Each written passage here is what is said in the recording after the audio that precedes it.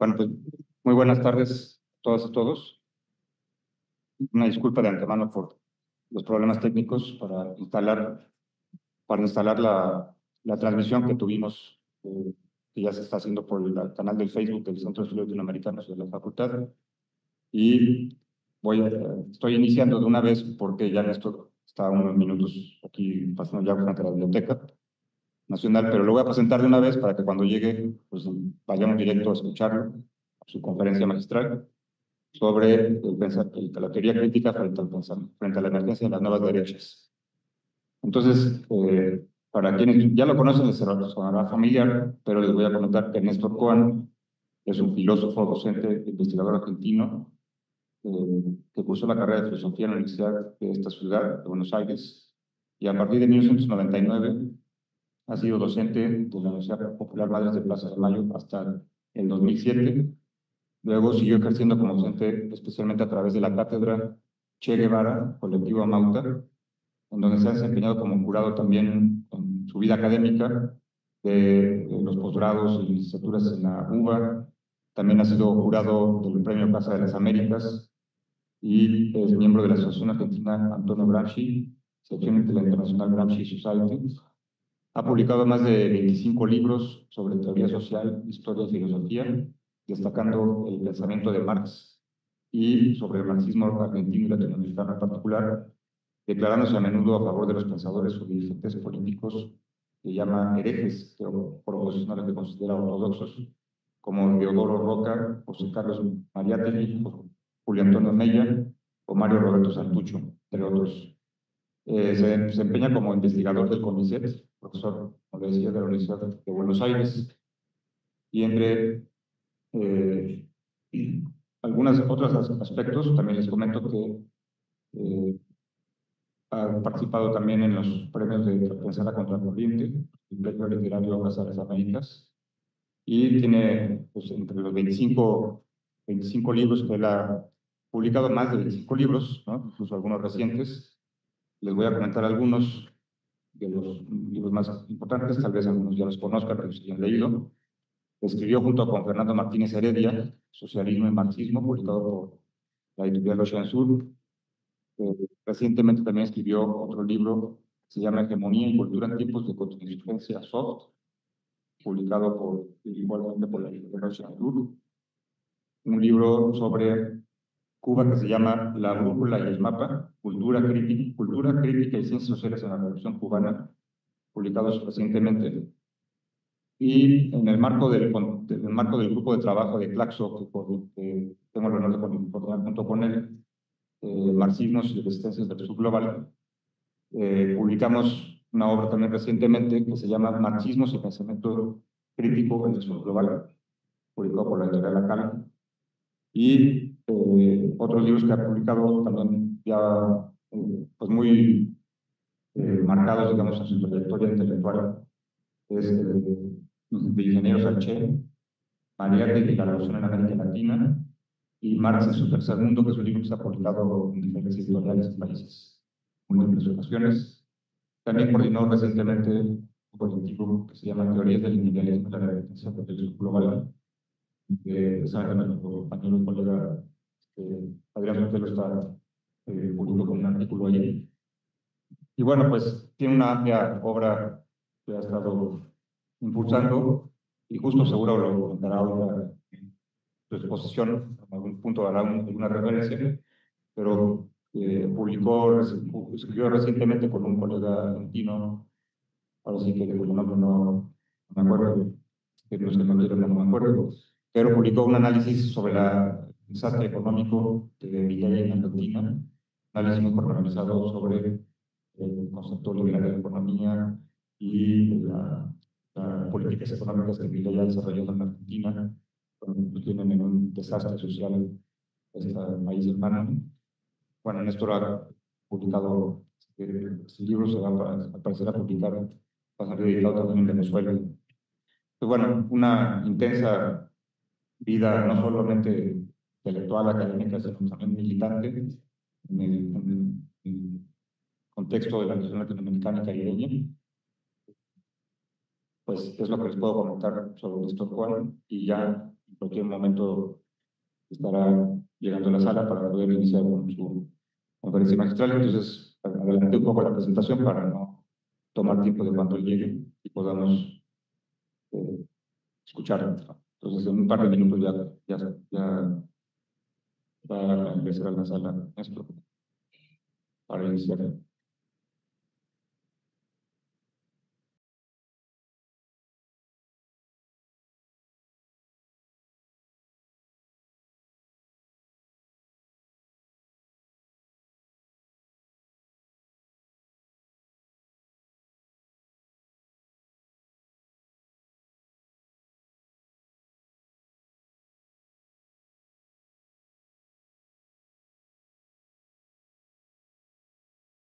Ya lo presenté, le voy a dar la palabra a Néstor Juan. Adelante, va a estar por acá.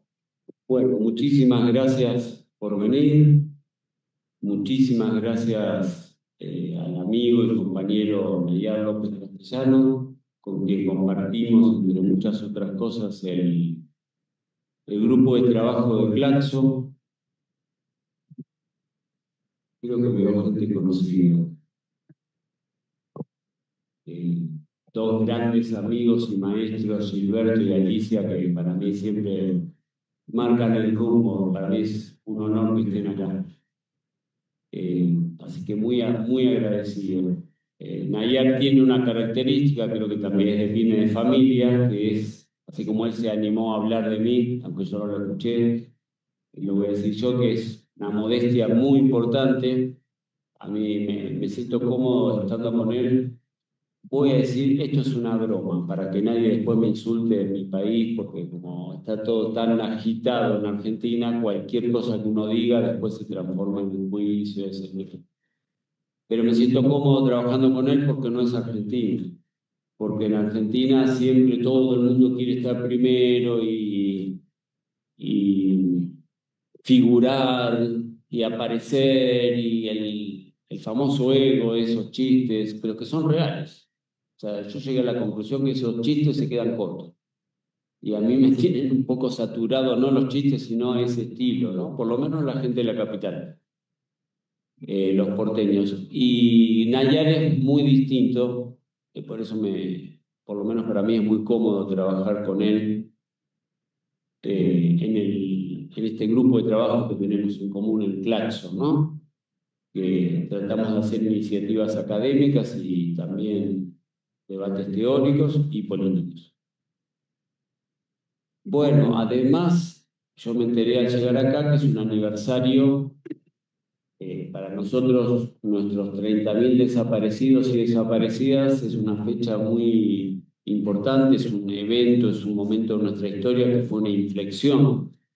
La dictadura genocida hizo una masacre planificada, sí, no hubo ningún loco suelto, ningún loco suelto, incluso en el juicio que se les hizo a los genocidas, el fiscal quiso quedar bien y dijo por allí que la tortura era una perversión psicológica. Y a mí me parece que no es así, fue un método de guerra, ¿no? Había perversos, por supuesto, pero fue un método de guerra que ni siquiera fue un invento argentino. Se importó desde la escuela francesa, todos los terroristas franceses en Argelia, después nos hablan de derechos humanos, libertad de expresión y bla, bla, bla. Ellos fueron los expertos en aplicación de tortura como método de guerra y en desaparición de personas. Y también doctrinas norteamericanas, estadounidenses. Bueno, entonces eso dio como resultado 30.000 personas desaparecidos y desaparecidas. Secuestrados, torturados, torturadas y desaparecidos. Toda esa herida quedó abierta hasta el día de hoy, ¿no? Amistades mías han perdido sus padres, sus familiares, familias destruidas.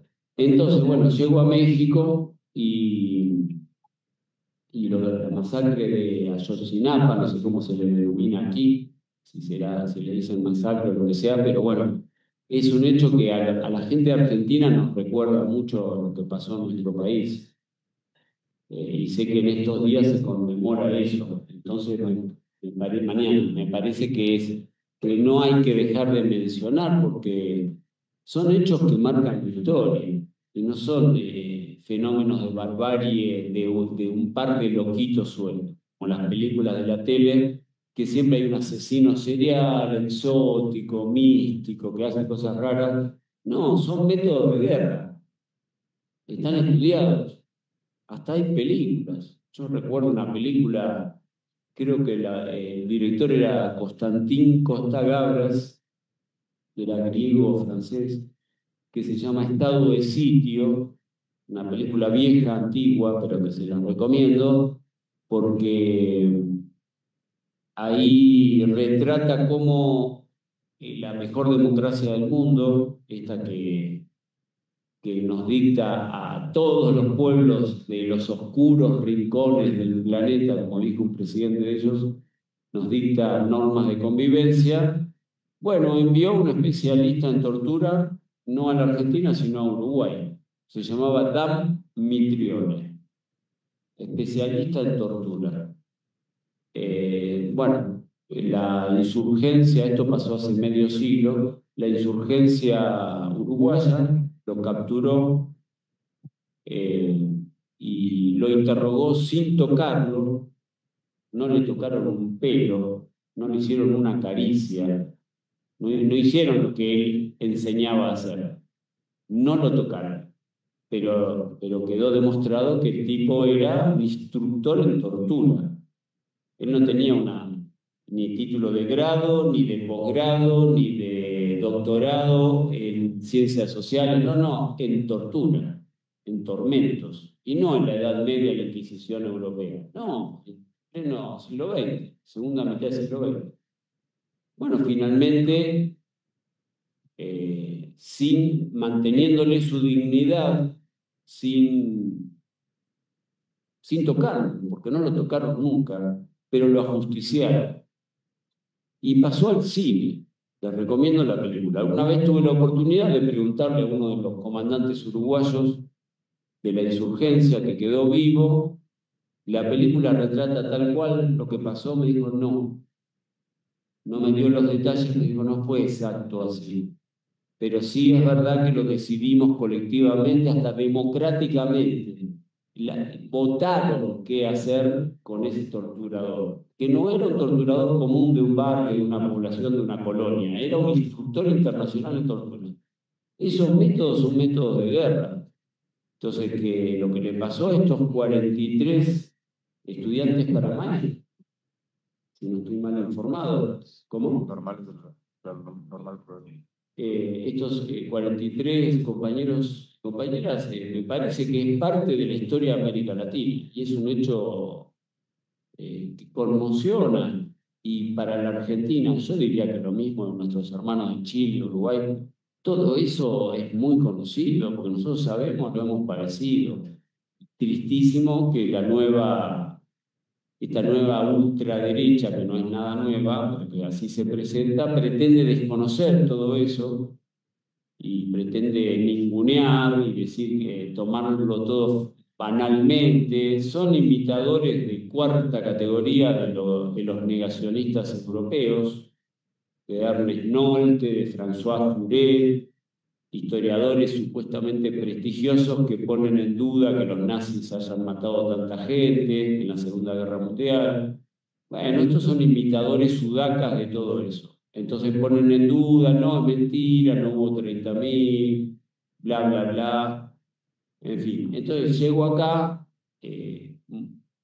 quería colaborar con Nayar, porque siempre ha sido muy solidaria conmigo, y no solo conmigo, y bueno, me encuentro con esto de que es justo la fecha de Ayotzinapa. Incluso Nayara había coordinado, si yo no me acuerdo mal, no sé si es que estaba enfermo o qué me había pasado, que yo no pude participar en ese libro, un libro sobre Ayotzinapa.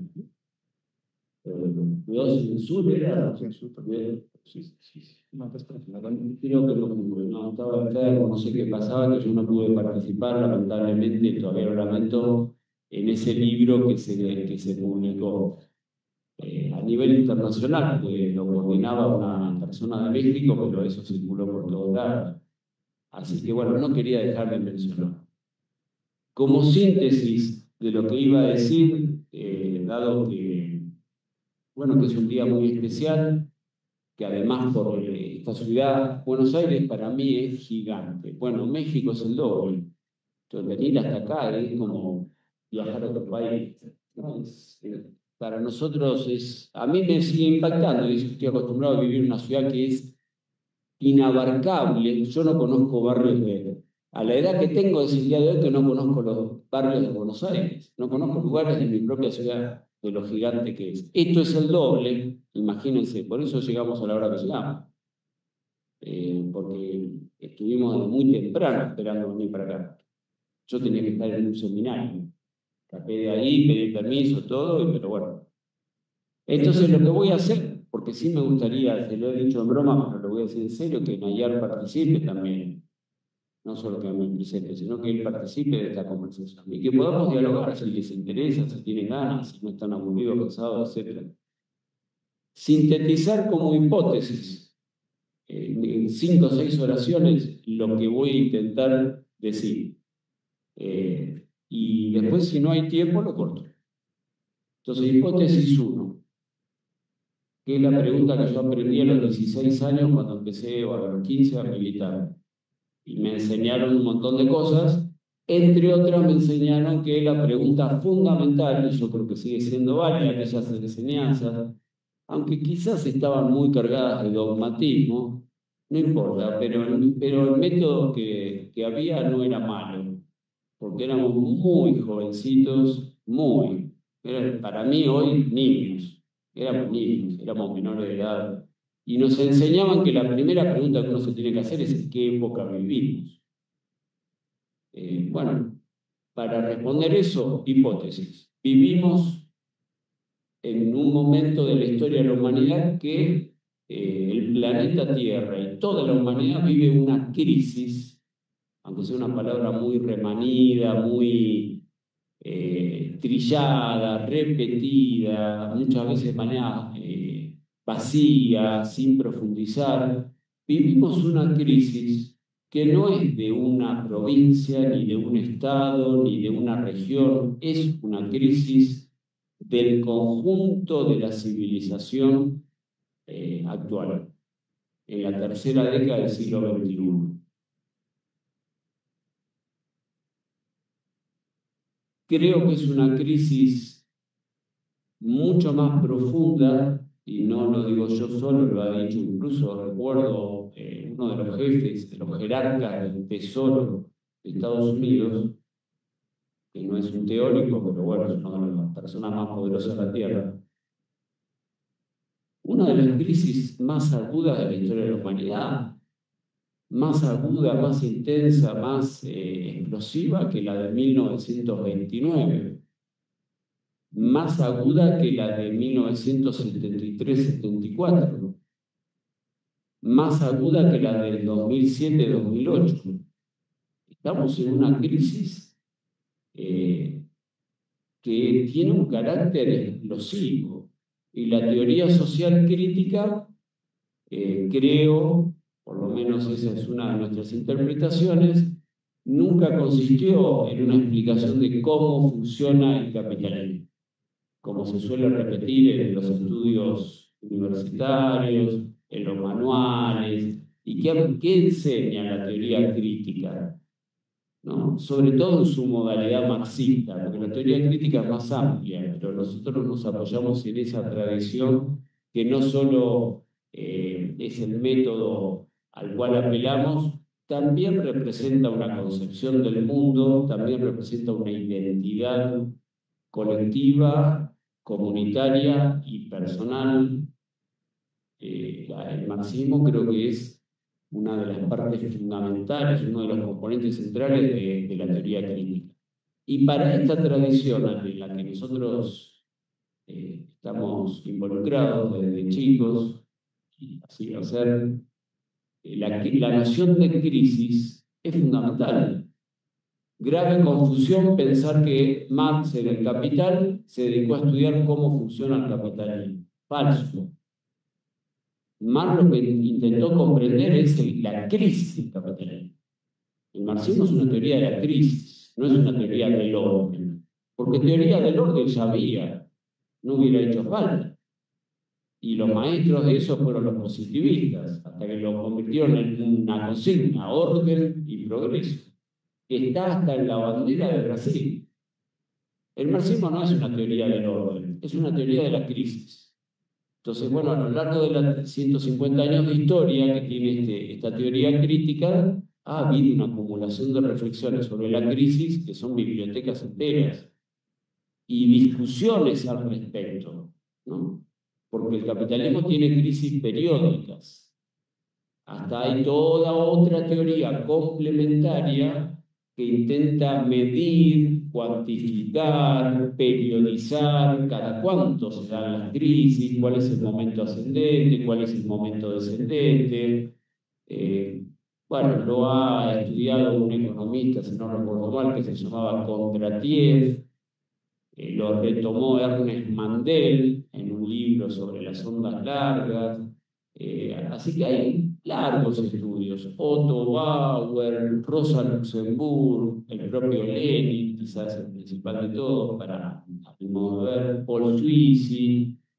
Hay una acumulación infinita de textos sobre la crisis. El problema es que la crisis actual, esta hipótesis 1, la crisis actual no es una crisis más de la historia del capitalismo como tantas hubo, es una crisis de otro tipo, es una crisis multidimensional, no abarca solo un aspecto de la vida social, porque en la tradición crítica siempre hubo como, bueno, yo estoy acostumbrado a las metáforas argentinas, a ver, que tengo que traducir, aunque todos hablamos el mismo idioma, pero no hablamos idiomas distintos, estoy convencido, siempre hay que aclarar porque no se entiende.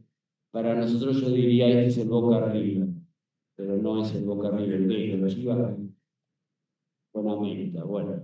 Entonces el de los Chivas versus América, o Boca River, o Peñarol, Nacional, etcétera, del marxismo frente a la crisis. ¿Cuál ha sido?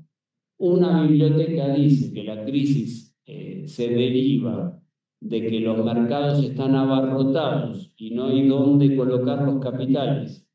Y por lo tanto, como los mercados están abarrotados las clases populares, lo que en el marxismo se denomina la fuerza de trabajo, es súper explotada, no tiene los medios mínimos indispensables para reproducir su vida, por lo tanto, no pueden consumir suficientemente como para reproducir su vida. Por lo tanto, esa mitad de la biblioteca dice que las crisis se derivan del subconsumo popular, que tiene como consecuencia el estancamiento del sistema capitalista. La otra mitad de la biblioteca dice la crisis no se deriva del subconsumo y la superexplotación y el estancamiento. La crisis se deriva en que hay demasiada acumulación de capital y por lo tanto hay una sobreproducción, no solo de mercancías, automóviles, carros, televisores, computadoras, lo que sea.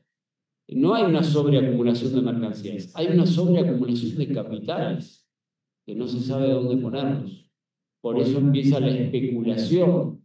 Ya no hay dónde colocarlos en el ámbito productivo. Entonces empieza a generarse toda una deformación, una distorsión, que es típicamente capitalista, de distintas variedades del capital ficticio, que la palabra ficticio no significa que no sean reales, son reales, pero no tienen asidero en la realidad. Son papeles de papeles de papeles, creo que se conocen con el nombre de derivados. Bueno, entonces, algunos dicen, esta es una crisis de estancamiento, subconsumo, otros dicen, no, esta es una crisis de sobreproducción. La crisis actual, ¿a cuál de las dos bibliotecas? ¿A Chivas o a América? ¿A Boca o a River? ¿A cuál de las dos le da la razón? No, a ninguna de las dos, porque la crisis actual es tan profunda, tiene un grado de extensión y de profundidad tan amplio, que es una crisis que no es, primero no es exclusivamente económica, no es solo una crisis productiva, como sería la sobreproducción de capitales. Tampoco es una crisis del consumo, como serían las teorías del estancamiento. Es una crisis que abarca producción, distribución, intercambio y consumo, el ámbito de la economía, de lo que se suele denominar la economía, pero es una crisis también del ecosistema.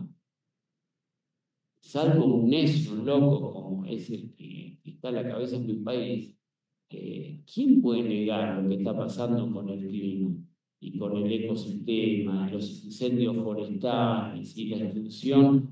Creo que Fidel Castro fue el más radical de los ecologistas, cuando dijo una especie está en extinción. Lo dijo en 1992, hace 33 años. Hay una especie que está en extinción y todo el planeta pensó los osos pandas, los pingüinos, qué animalito exótico, una serie de pajaritos. Y Fidel dijo, no, la especie que está en extinción es la especie humana. La especie humana está en extinción. Entonces hay una crisis económica, hay una crisis ecológica, pero también es una crisis demográfica. Y no es porque sobre gente, como nos decía Malthus y muchos discípulos contemporáneos, que celebran las guerras, así muere mucha gente, celebran la pandemia del COVID, así muere mucha gente, porque sobra gente. No, la gente no sobra. Es el capitalismo el que no puede permitir reproducir la vida de las personas y de los pueblos. No sobra gente. No sobra. Menos en Argentina, uno recorre, qué sé yo, 10 horas de ruta y no hay nadie. Sobra la tierra. Y no son desiertos, precisamente, son tierras muy ricas. 10 horas y no aparece una persona. Entonces, en el planeta no sobra la gente.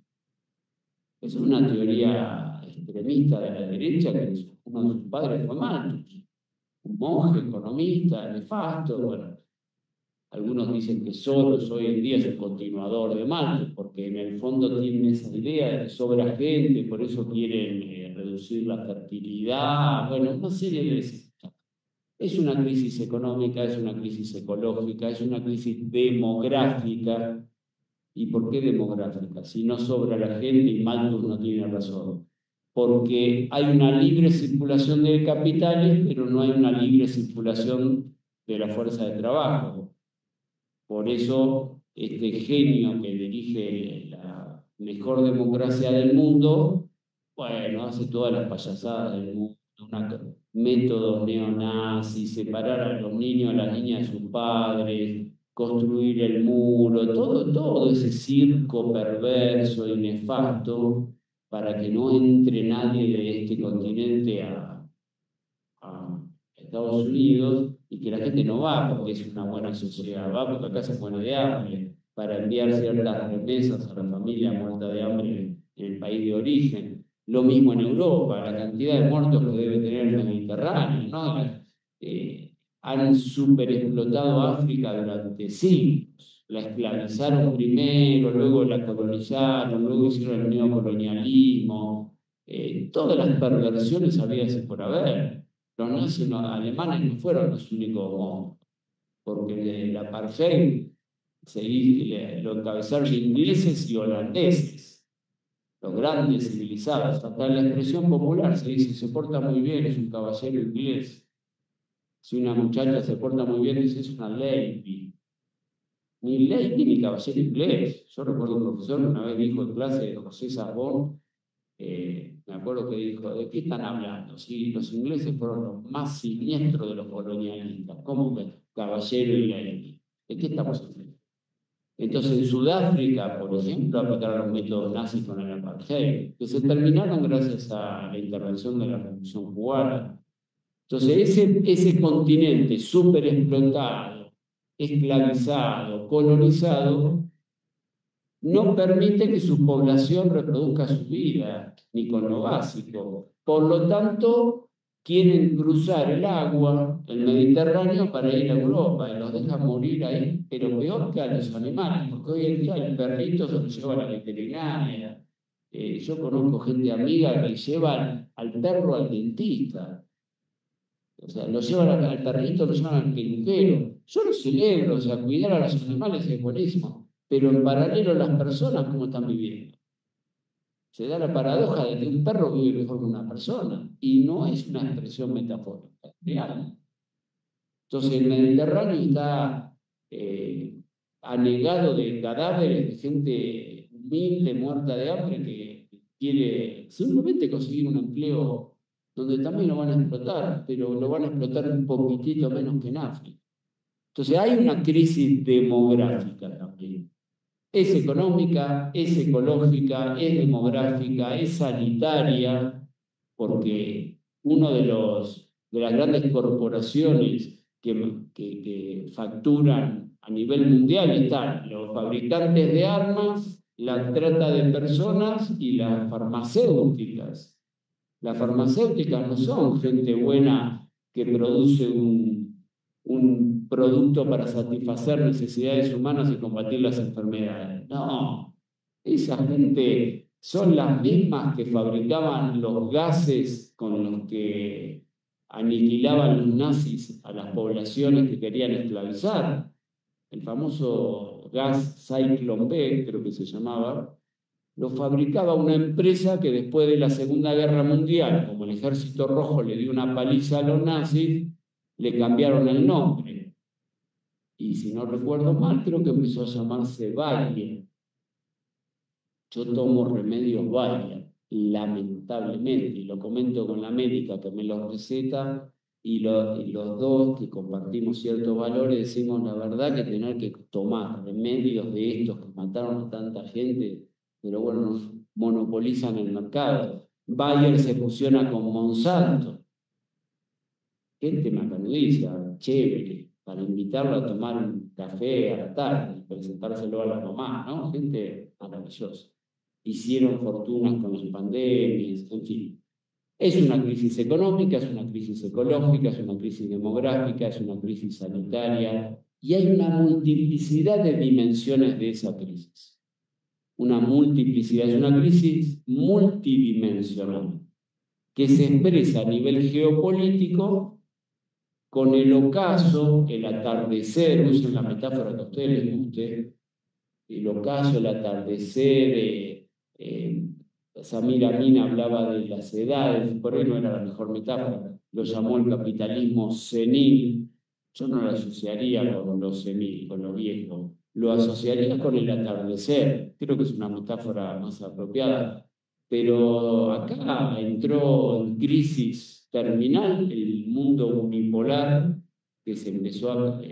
bueno, habría que discutir cuándo comenzó, pero como mínimo desde la implosión de la Unión Soviética, la caída de la Alemania del otro lado, en adelante, hace 35 años, una sola potencia pasó a dirigir el planeta, sin que nadie pudiera decirle A, B o C. Fue celebrado en el campo de la filosofía por un burócrata ignorante llamado Francis Fukuyama. La gente de más edad se acordará que era tan burro que hasta se equivocaba en el libro de Hegel que citaba, porque a Hegel no lo había leído nunca, había estudiado a un exiliado que se llamaba Alexander Koyev, o sea, leyó, es como en Argentina en un juego de niños en teléfonos compuestos, ¿no? Pedro le dice a Tito, Tito le dice a Margarita, Margarita le dice a Rosa, y lo que llega al final es cualquier cosa, el mensaje se va cambiando.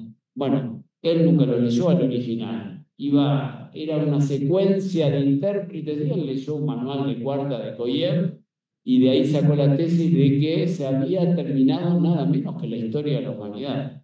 Habíamos llegado al fin de la historia. Yo no sé si había tomado cocaína, qué le había pasado a este hombre, un nivel de euforia loca, y Estados Unidos pasaba a ser el centro, el ombligo del planeta. Bueno, pero en no pocos años esto entró en crisis, ese mundo unipolar cruje por todos lados, también en todos los terrenos. Por eso el nivel de agresividad que tiene. Entonces, otra de las características de nuestra época, además de una crisis multidimensional, económica, ecológica, sanitaria, demográfica, etcétera, etcétera, etcétera, es una crisis del mundo unipolar.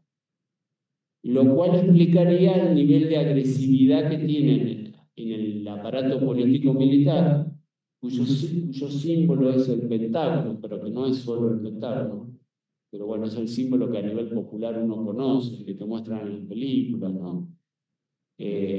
Bueno, hacen guerras por todos lados, ya bombardean a cualquiera sin siquiera declararle la guerra, no respetan ni las normas que ellos mismos establecieron, las normas de Ginebra, tiran bombas sin declarar la guerra, hacen la barbaridad de limpieza étnica. Bueno, ese pueblo no me gusta, lo voy a aniquilar y voy a construir hoteles de lujo.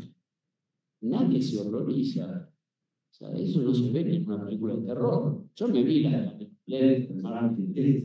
yo no sé cuál será la nueva. Comparado con estos personajes, son cuentos para niños.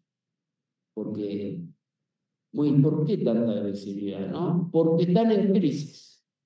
Están en crisis como sistema, están en crisis. No está en crisis un individuo, no está en crisis una presidencia, no está en crisis una administración. Está en crisis el sistema capitalista. No es el ser humano que está en crisis. No, es el sistema capitalista, no nos confundamos. Ni la naturaleza tiene la culpa, que en el sur se le dice Pachamama, no sé cómo se le llamará acá, ni la naturaleza tiene la culpa, ni el ser humano tiene la culpa. Yo tengo gente muy amiga que le gusta mucho el psicoanálisis, que en Argentina está muy difundido, y bueno, algunos citan a Freud en un debate que tuvo con Albert Einstein, otros citan a Lacan, y muchas veces me insisten, Néstor, el ser humano constitutivamente es un animal, es un bicho malo. Bueno, puede ser que desde el psicoanálisis se interprete así, puede ser, y la gente que me lo dice sabe mucho más que yo del psicoanálisis. Pero a mí me da la impresión que la culpa no está en el ser humano. La responsabilidad de esto no es del ser humano, tampoco es de la naturaleza. Es el sistema el que está en crisis. Punto uno. Y como están en crisis, tanto a nivel económico, demográfico, ecológico, sanitario, etc., y se les viene en la noche, y se les viene en la noche, en Argentina tiene un significado eso, es como que se está terminando la cuerda, aparece la agresividad político-militar, la guerra permanente. Bueno, a partir de ahí, hipótesis 2. ¿Y qué estrategia tiene esta fase del capitalismo mundial que yo seguiría denominando imperialismo? No es exactamente el imperialismo de Hobson, que lo escribió en su libro, ya no me acuerdo la fecha, pero creo que era 1902, un historiador inglés, que era liberal, no era de izquierda, el imperialismo del cual habló Rosa Luxemburg, el imperialismo del cual habló Hilferding, el imperialismo del cual habló Bukharin, y con todo eso la gran síntesis teórica la hizo Lenin, pero la hizo en 1916. Bueno, hace un siglo y 9 años. Hace 109 años de ese libro formidable, maravilloso, que no es ningún folleto popular. Él también no era argentino, él era un tipo muy humilde. Entonces dijo, escribí un folletito popular. ¿Qué folleto popular? Es una síntesis maravillosa ese libro. Yo estudié la cantidad de fuentes que había investigado, es abrumadora, aplastante. Y recuerdo que hay un compañero de México que yo leí, Alonso Aguilar de Ver, creo que se llamaba, si no recuerdo mal, que él da la cantidad de revistas que leyó Lenin, de libros que consultó, abrumador, aplastante. Él dijo, escribí un folletito, por favor. Eso eran como 10 tesis de doctorado juntas para hacer veneno. Y me quedo corto, ¿no? Bueno, pero pasó un siglo. Entonces, ¿y hoy qué existe? ¿Dejó de existir el imperialismo? No, para mí sigue existiendo. Aparecen modas con neologismos, ¿no? Vivimos en el tecnofeudalismo, dijo un señor de Grecia por ahí, y a la hora de preguntarle en concreto qué entendés por tecnofeudalismo, y empieza a tropezarse, una serie de vaguedades teóricas. Es verdad que el mundo digital existe, es verdad que el capitalismo va adquiriendo modalidades y perfeccionamientos y profundizaciones, pero no deja de ser imperialismo. De la misma manera que en la academia gringa, la academia anglosajona, se puso de moda una serie de escuelas, también apelando a neologismos. Yo no sé ese vicio loco de los neologismos, ¿no? De creer que porque uno inventa una palabra nueva, se inventa una nueva teoría y por lo tanto aparece una nueva realidad. No, es simplemente una palabra. Lo que alguna vez estudiamos filosofía hace 14.000 años, nos obligaban a estudiar un debate muy divertido en la Edad Media Europea, que era la confrontación entre nominalistas y realistas. Como Aristóteles escribió una serie de libros de lógica que quedaron inconclusos, no estaban de acuerdo si las categorías existían en la realidad o eran solo nombres del lenguaje. 10 siglos discutiendo eso. El que la sintetizó, y se los recomiendo, en una novela hermosa, es Humberto Eco, El nombre de la rosa. No les voy a spoilear el final, pero está clarísimo cómo él resume, sintetiza 10 siglos de debate filosófico europeo y toma partido, simplemente sí les voy a decir, por los nominalistas. Son nombres, pero no existen en la realidad. Son nombres.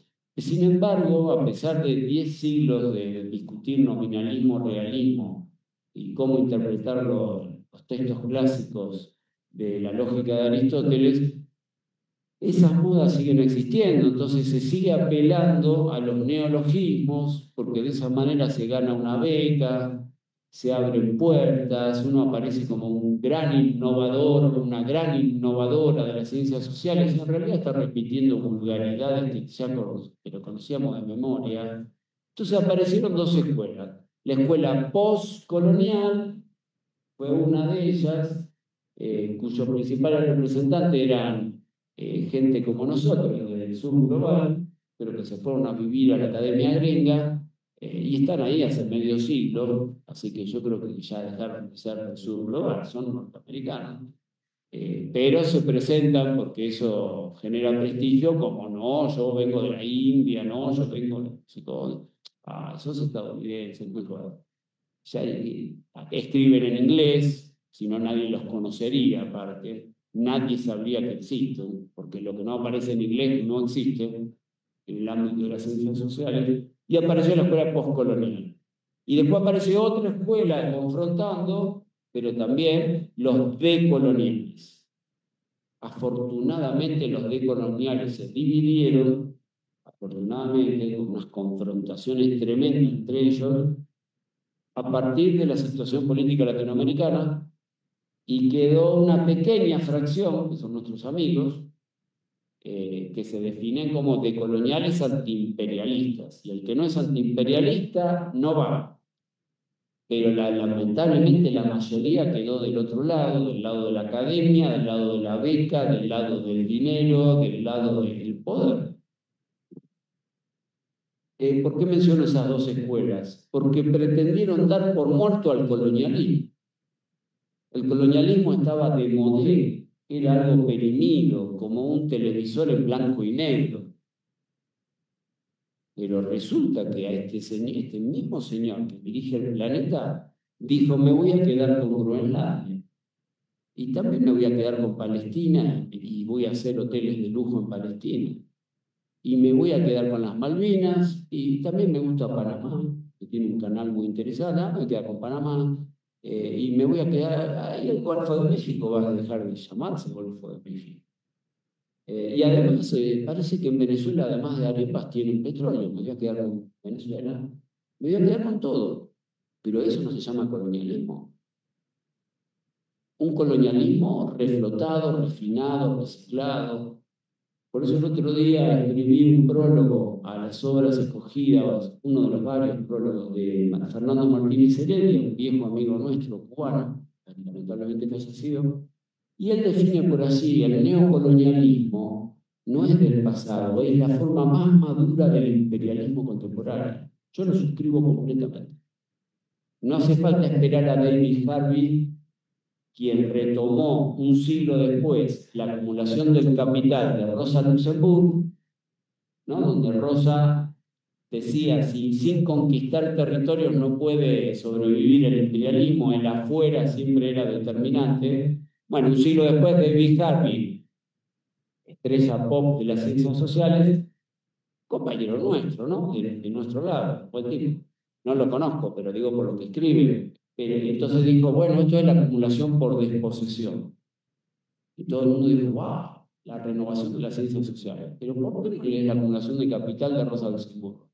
Por eso digo el culto maniático al neologismo.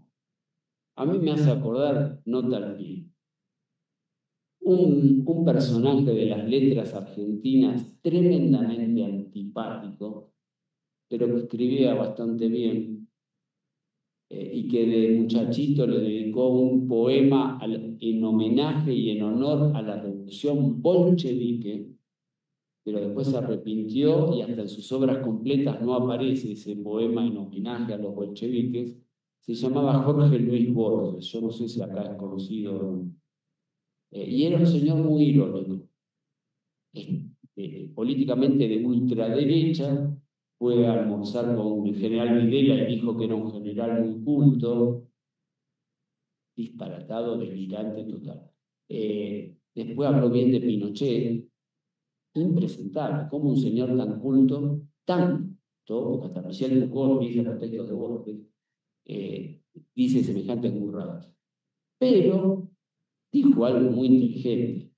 No es un personaje que me agrade. Sí, he leído sus cuentos y me gustan, pero como personaje no es agradable. Sin embargo, dijo algo formidable una vez. Dijo que Martín Heidegger, el famoso Martín Heidegger, abuelo de toda la posmodernidad, porque Derrida, el rey de la deconstrucción, otro neologismo, adoptado por los estudios postcoloniales y Sarasa, se remite a Heidegger. Entonces Borges dijo, pero Heidegger, ¿qué nos dejó? ¿Una nueva filosofía? No, una colección de neologismos. Solamente inventó palabras, porque en filosofía no aportó nada. Y yo creo que me interesó eso, porque digo, no fue un problemita de Heidegger, es un problema de todas las ciencias sociales, el culto maniático y loco al neologismo. No sé por qué esa tendencia que es tan difícil de eludir para aparecer siempre como innovador o como alguien original.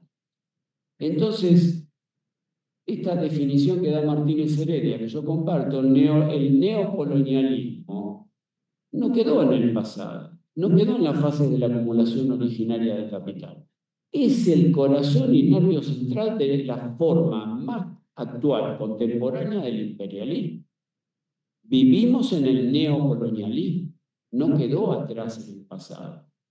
No quedó allá con Sandokan, el Corsario Negro, los cuentos de pirata de Emilio Salgari. No, el neocolonialismo es más actual que nunca, sino cómo explicar estos procesos.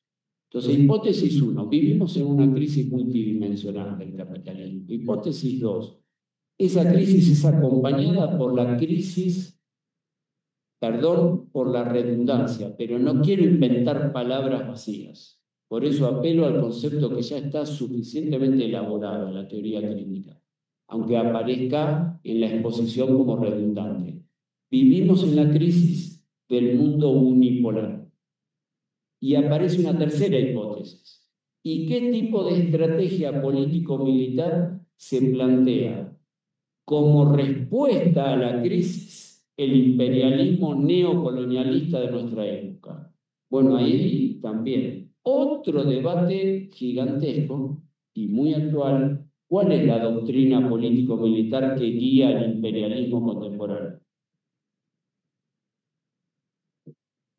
La gente que viene de la izquierda, me incluyo, todo el mundo en general, si más o menos tuvo cursos de formación política o años de militancia, va a decir un nombre automático, Clausewitz, porque fue un teórico prusiano que reflexionó sobre las guerras napoleónicas, cuando Napoleón invade los reinos de España, y el pueblo español, incluso a contramano de su dirigencia y de la monarquía, desarrolla la guerra popular, la guerra de guerrillas, la guerra de todo el pueblo, y Clausewitz lo traslada a la teoría.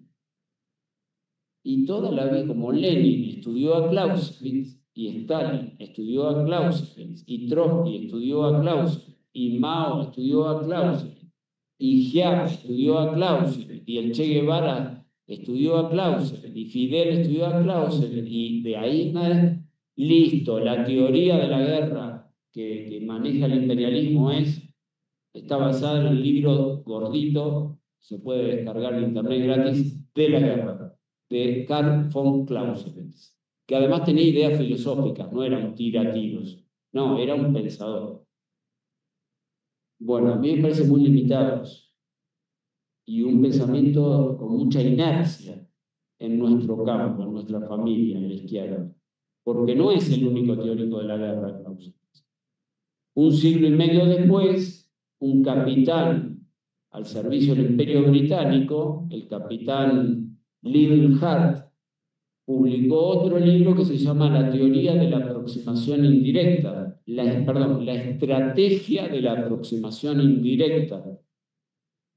También se puede descargar gratis de internet. Liddell con doble D y doble L, Hart. Llegó a capitán, pero a nivel teórico, bueno, superó a los generales, ¿no? Y él tiene una mirada complementaria, pero diferente a la de Clausewitz, porque Clausewitz tenía en mente el choque entre un Estado-nación contra otro Estado-nación y el enfrentamiento directo, la guerra de movimiento, ejército contra ejército. Liddell Hart no. Hipótesis central, las mejores guerras se ganan sin combatir. ¿Y cómo vas a ganar una guerra sin combatir? Desmoralizando al enemigo, desinformándolo, haciendo guerra de inteligencia, haciendo un conjunto de operaciones indirectas para que antes de pelear el enemigo ya está derrotado. Cuando el enemigo viene a la confrontación ya vino perdiendo. Y él elabora otro libro igual de gordo que el de Clausewitz, pero con otra doctrina. Nota al pie anecdótica. Yo tengo varias ediciones de ese libro en papel. El ejército de mi país lo publicó por primera vez creo que en 1960, si no recuerdo mal, y lo volvió a publicar en el año 1984, cuando termina la dictadura genocida de Videla y de Macera. Y tiene un prólogo que no se animaron a firmar en ese momento, hoy lo firmarían, están un poco soberbios y envalentonados, pero en ese momento tenían miedo de ir presos, porque en Argentina se hizo poquito, pero algunos se metió presos, cosa que no pasó en otros países, no pasó en Chile, no pasó en Uruguay. En Argentina algunos de esos genocidas fueron presos, y por eso este tenía miedo y no lo firmó. Pero ¿qué dice ahí? Que general del ejército de mi país. Con la estrategia de la aproximación indirecta de Liddell Hart, derrotamos al movimiento revolucionario en Argentina y en el Cono Sur. Alguna utilidad tiene, no es para hacer solo una tesis de doctorado o de maestría. No, era utilidad práctica.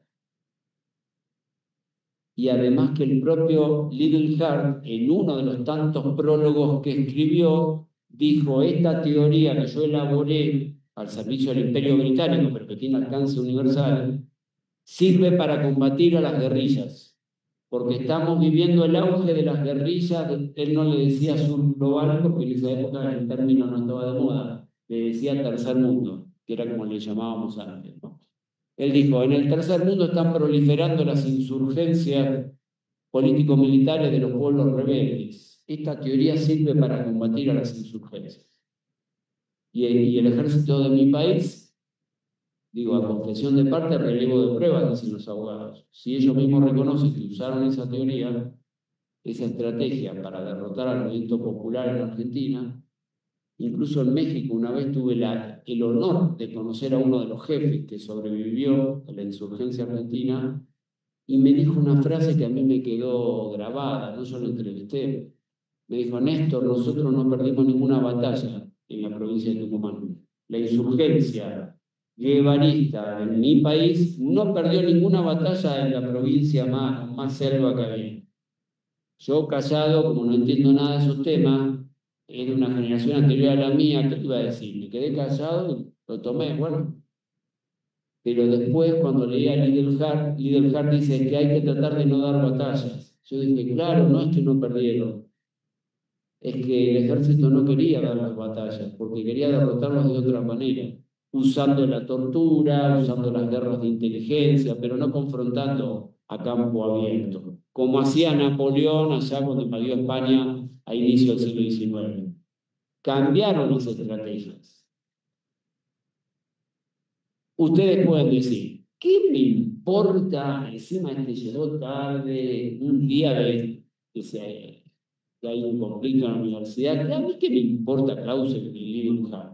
Bueno, pero las guerras híbridas, que va a ser un término que sí les va a sonar más actual, las guerras híbridas, con todas las modalidades que incluye, desde las llamadas revoluciones de colores y golpes blandos, a las guerras de cuarta generación o guerras no convencionales, se apoyan. ¿Vimos? Listo, termino con esto. Esas guerras híbridas que se están aplicando hoy, listo, no, termino de entender. Esas guerras híbridas son derivadas de la teoría de la aproximación indirecta de Leningrad. Así que fíjense qué importancia tiene Leningrad, porque la doctrina del imperialismo contemporáneo es hacer guerras híbridas, generar caos controlado. Bueno, y una multiplicidad de modalidades que no hay tiempo de explicar. Entonces, vivimos en la crisis multidimensional del sistema capitalista mundial. Vivimos la crisis del mundo unipolar. La estrategia político-militar, ¿qué hace? Combina estas diversas estrategias, la de Clausewitz, la de Leningrad, la de las guerras híbridas, la de los golpes blandos. Bien. Y la respuesta frente a toda esa multiplicidad de crisis adquiere modalidades distintas. Bueno, yo diría que como hipótesis, la voy a formular y nada más, ¿sí? Para no perder tiempo. A nivel económico, político, social y cultural, ¿cómo responde el sistema frente a esta multiplicidad de crisis que estamos viviendo? Con un híbrido de proyectos económicos ultra neoliberales que corren por derecha a Milton Friedman, lo ven como moderado a Milton Friedman, amigo de Pinochet, de Vilela, el gran teórico monetarista de Chicago, lo corren por derecha. ¿Y a qué apelan? A la llamada escuela austríaca, que sería muy largo de explicar. Se funda en 1870 contra el marxismo en Austria, con Karl Menger, pero también se funda en Inglaterra con Jevons, se funda en Francia y en Suiza con Walras. El gran sistematizador es Eugenio von Baumgarten. Lo menciono al pasar rápido, que es un gran crítico de Marx, es el primer gran crítico de Marx, escribió 100 páginas intentando demostrar que la obra El Capital tiene una inconsistencia lógica interna. Para mí está equivocadísimo, pero bueno. Después apareció un discípulo de él llamado Ludwig von Mises, luego apareció un discípulo de este otro llamado Friedrich von Hayek, y de ahí deriva Newton Murray Rothbard.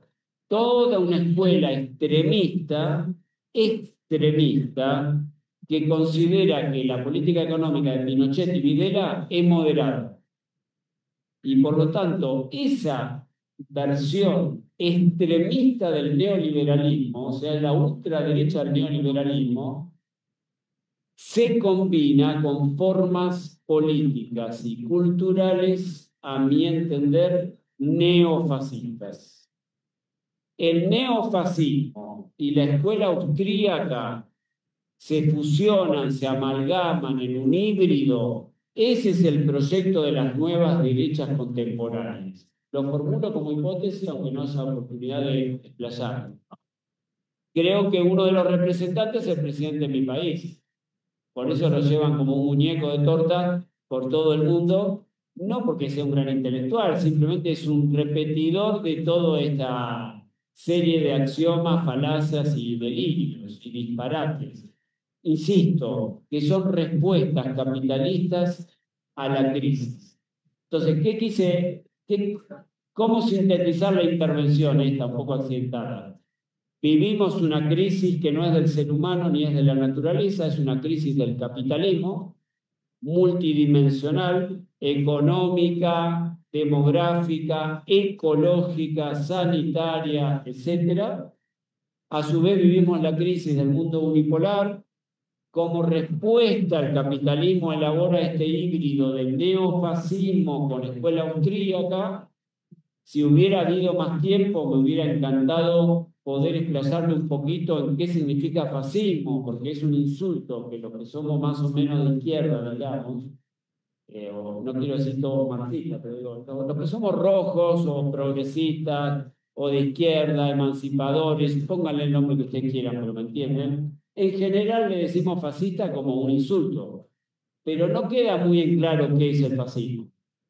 Y el fascismo es un concepto clave para entender el mundo contemporáneo, porque reapareció la nostalgia de Hitler y Mussolini, pero no se limita a la forma del fascismo italiano, alemán y austríaco. Si quieren ustedes, su derivación en España y Portugal, con Franco y Salazar. No, en México, recuerdo que hubo un gran debate en el año 1978, recuerdo porque lo leí, no estuve, pero que está condensado en la revista Cuadernos Políticos, donde intervino Agustín Cueva, un exiliado latinoamericano que vino acá, a la UNAM, intervino Teotonio dos Santos, otro exiliado latinoamericano que vino acá, Vania Bambirra, Rui Mauro Marini, René Zabaleta Mercado, o sea, de todo el Cono Sur, y debatieron, a partir de las dictaduras genocidas, ¿qué es el fascismo? ¿Hay fascismo o no en América Latina? Por lo tanto, síntesis. El debate sobre el fascismo y el neofascismo tiene diversas fases que habría que estudiarlas, más allá del insulto que uno escupe. Hubo un debate en la Internacional Comunista sobre el fascismo, donde participó Dimitrov, Trotsky, Gramsci, incluso el último Lenin antes de morir, ¿no? El más famoso de todos es Dimitrov, pero intervinieron un montón en ese debate de la década del 30, fines de los 20 y década del 30, pero hubo un segundo debate que se dio nada menos que acá, en la UNAM y en México, sobre el neofascismo. Agustín Cueva, repito, Teotonio dos Santos, Vania Bambirra, Rui Mauro Marini, René Zabaleta Mercado, y una cantidad de gente, porque tengo un volumen mexicano que es una enciclopedia. O sea, acá en México hay una acumulación cultural que yo no sé si ustedes la tienen a... Realmente nosotros en el sur aprendemos de lo que se produjo en México, y de lo que se produjo en la UNAM contra el neofascismo. Bueno, eso hoy se vive de una manera diferente a los 30 y de una manera diferente a los 70. Hoy vivimos una nueva fase y profundización del neofascismo, en un híbrido con la escuela austríaca. Eso sería, digamos, una síntesis de en qué mundo vivimos. No es el ser humano que es malo, es el capitalismo que se quiere salvar a cualquier costo. Hace 2 meses nos llevaron al límite de la guerra nuclear. Cuando bombardean Irán sin declarar la guerra, estuvimos a medio milímetro de una guerra nuclear. Porque si había una respuesta nuclear ahí, era, bueno, esta reunión no hubiera tenido lugar, porque desaparecía el mundo. En ese mundo vivimos. La pregunta que queda abierta es ¿y cómo resistir frente a eso, no? Las respuestas son múltiples, no hay una respuesta, hay muchas. Pero en principio a mí me parece que hay que defender todas las experiencias de resistencia antiimperialista y antifascista que proliferan en el mundo, que son muy heterogéneas, hasta con ideologías distintas, pero tenemos que defenderlas. No quiero terminar con una consigna o no. No sé, pero yo diría, yo pienso, ¿no? Y por ahí se va a armar lío, pero bueno, como siempre termina todo en un lío que nosotros le llamamos quilombo. No sé, por ahí termina en un quilombo esto, pero yo lo voy a decir. Yo creo que es una tarea, sobre todo veo tanta gente joven, a pesar de los problemas gravísimos que tiene, sigue siendo una tarea urgente defender la resistencia de la Revolución Cubana frente al ataque neofascista de Estados Unidos. Sigue siendo un deber defender la Revolución Bolivariana frente a esta payasada de ponerles un submarino nuclear ahí a poquitos metros de la playa y amenazar que van a matar a todo el mundo. Yo tengo amigos en Venezuela que me hacían videollamadas llorando, ¿y ahora qué hago? ¿Y yo qué le iba a decir? Anda a la casa de tu padre, le dije a una chica. Pero la verdad que aunque hubiera, yo pensé, si los ingleses que están en Malvinas con armamento nuclear vienen a Buenos Aires, por más que vayas a la casa de tu padre o tu madre, la verdad no sirve de mucho si ellos te invaden. Tenemos como tarea defender a Cuba, defender a Venezuela, defender todas las experiencias de resistencia y defender la resistencia al pueblo palestino también, porque esta resistencia es mundial.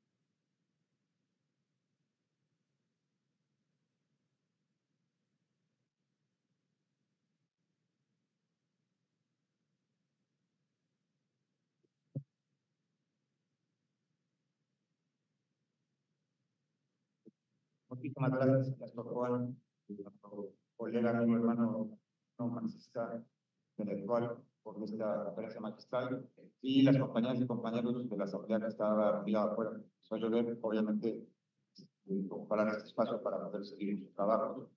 Y como lo dijo Néstor, ya no hay tiempo para comentar nada, pero respecto a Palestina libre, no al menos, para romper relaciones con el Cuba.